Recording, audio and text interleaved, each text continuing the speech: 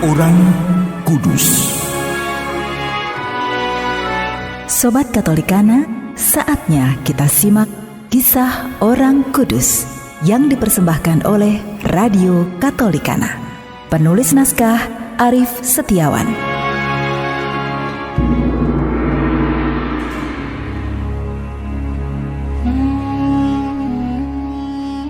Saudara-saudari, hari ini kita akan mengikuti kisah Santo Wenceslaus, seorang martir.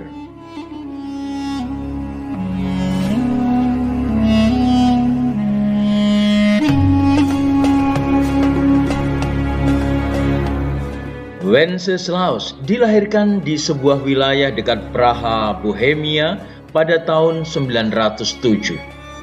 Ayahnya, Wratalau, adalah seorang pangeran dan penguasa yang saleh yang memimpin rakyatnya dengan bijaksana berdasarkan ajaran-ajaran Kristiani.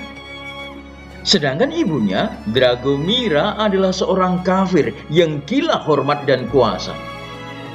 Sebagai orang tua, Wratalau mempercayakan pendidikan Wenceslaus kepada neneknya. Ketika ayahnya meninggal, Wenceslaus masih berusia 13 tahun dan tahta kekuasaan jatuh ke tangan Dragomira, sang ibu.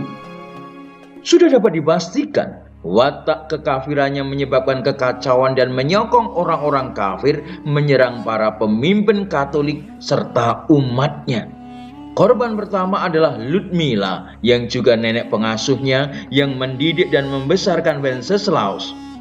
Ludmila mati dicekik oleh kaki tangan Dragomira. Situasi negara yang semakin memburuk akhirnya memaksa Dragomira turun tahta dan Wenceslaus yang baru berusia 15 tahun mengambil alih kekuasaan atas desakan Pangeran Bayern. Dengan segala kemampuan, Wenceslaus berhasil memimpin rakyatnya. Ia dikenal sebagai seorang pemimpin yang saleh, berani dan murah hati kepada para janda dan yatim piatu. Ia berusaha meringankan hidup orang-orang miskin dan mengunjungi penjara-penjara untuk menghibur orang-orang tawanan. Pada musim dingin, ia sendiri menghantarkan kayu bakar kepada keluarga-keluarga miskin di sekitarnya. Semuanya itu dilakukan di atas landasan iman yang kokoh. Dengan tangannya sendiri ia memelihara gandum dan memeras anggur untuk misa yang diikutinya setiap hari. Ia mempunyai devosi mendalam kepada sakramen Maha Kudus. Sering ia melayani misa dan mengunjungi gereja di tengah malam buta untuk berdoa di depan sakramen Maha Kudus. Raja Bohemia yang kudus ini wafat pada tanggal 28 September 929 di Stara Bolesław. Ia dibunuh saudaranya yang bernama Boleslaus tatkala beradorasi kepada sakramen Maha Kudus.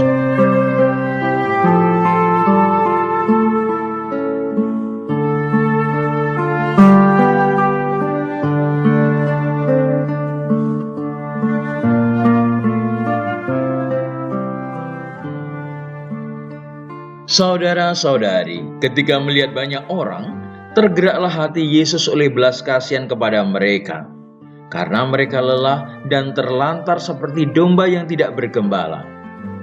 Belas kasihan Tuhan Yesus diamalkan oleh Santo Wenceslaus dengan menolong orang-orang miskin, para yatim piatu, dan para janda, serta menghibur orang-orang tawanan.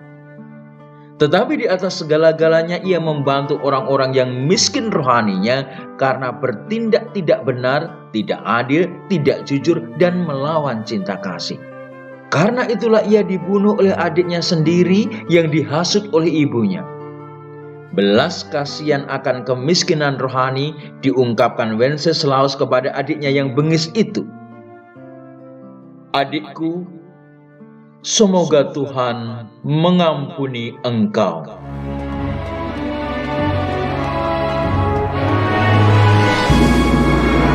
Demikian kisah orang kudus hari ini.